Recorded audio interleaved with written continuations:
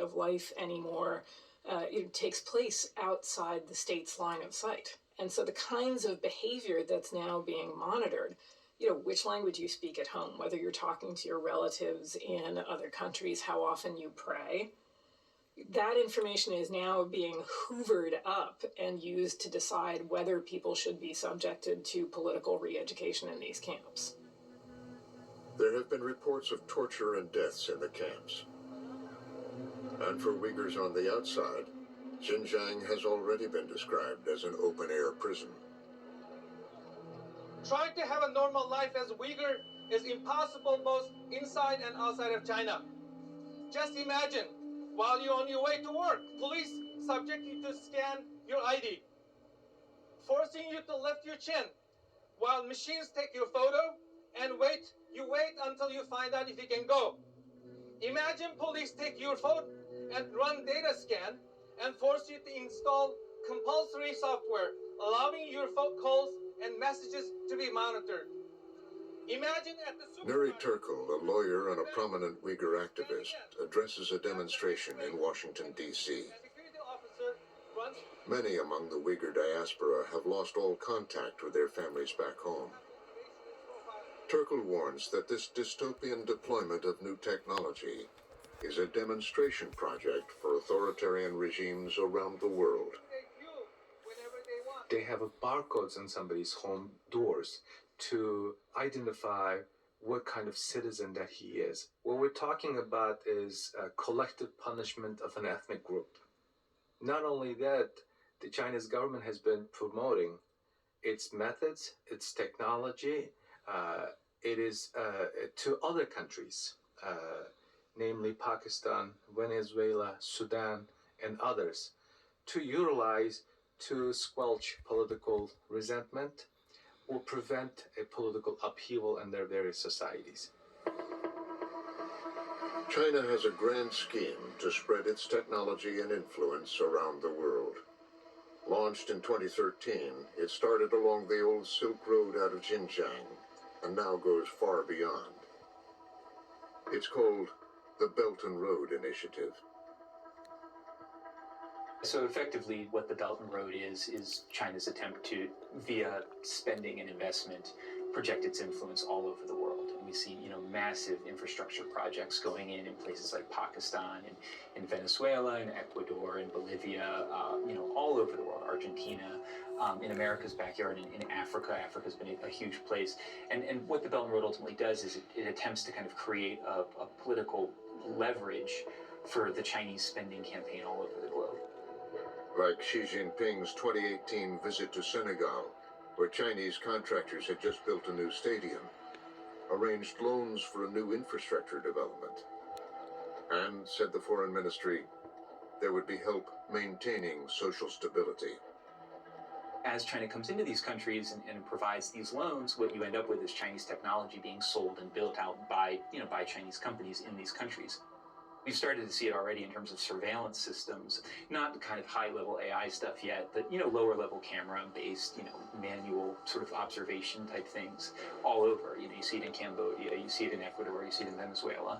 And what they do is they sell a dam, sell some other stuff, and they say, by the way, we can give you these camera systems and for your emergency response. And it'll cost you $300 million, and we'll build a ton of cameras, and we'll build you a kind of, a main center where you have police who can watch these cameras. And that's going in all over the world already.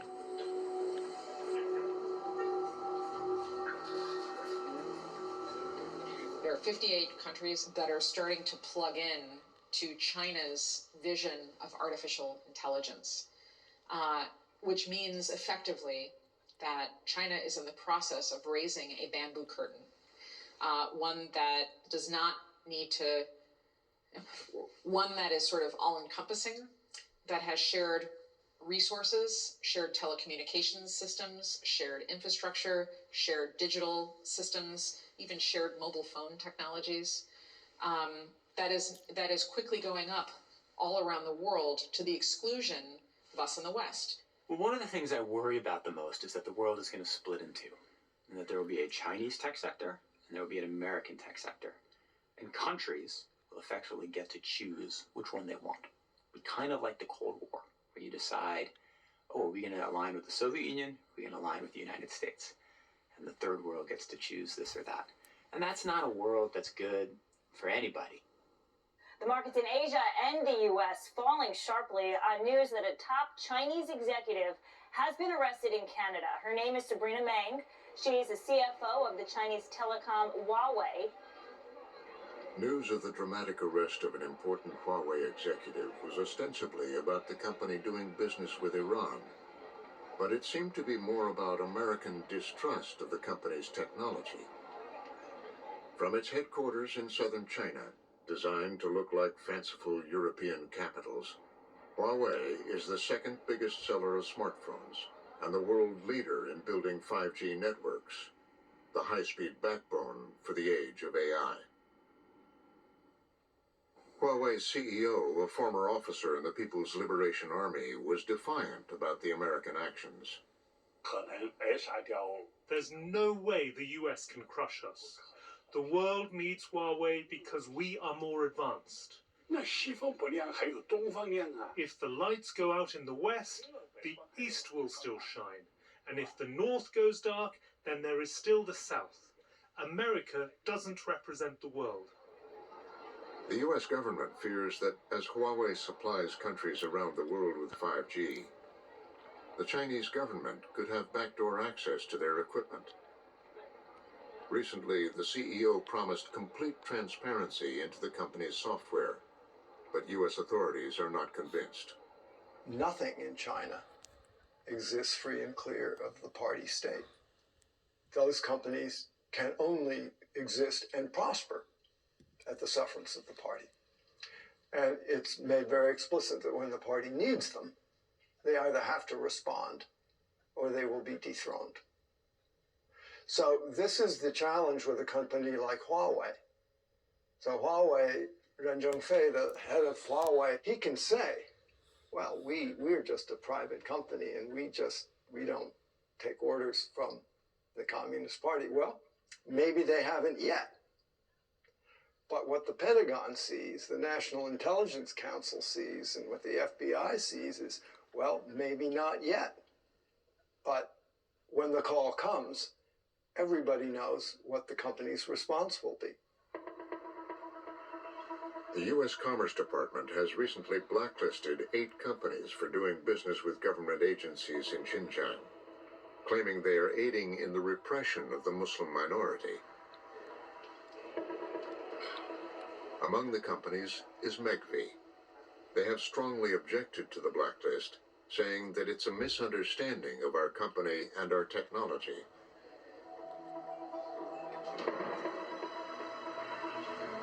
President Xi has increased his authoritarian grip on the country. In 2018, he had the Chinese constitution changed so that he could be president for life. If you had asked me 20 years ago what will happen to China, I would have said, well, over time, Great Firewall will break down. Of course, people get access to social media, they'll get access to Google.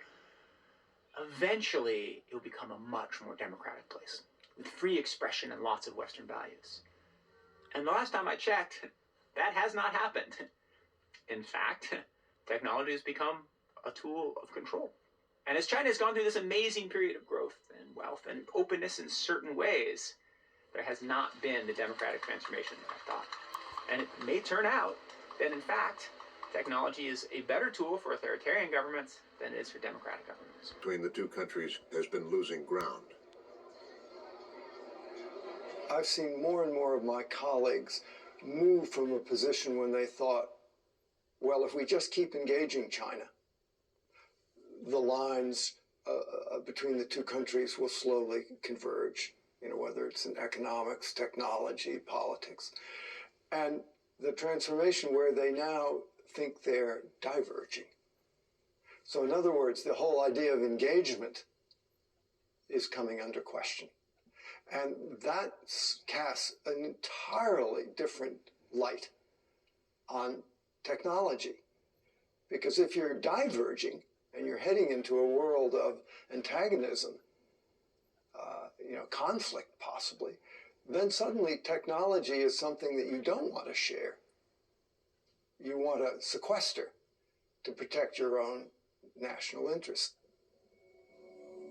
And I think the tipping point moment we are at now, which is what is casting the whole question of things like artificial intelligence and technological innovation into a completely different framework, is that if in fact China and the US are in some way fundamentally antagonistic to each other, then we are in a completely different world.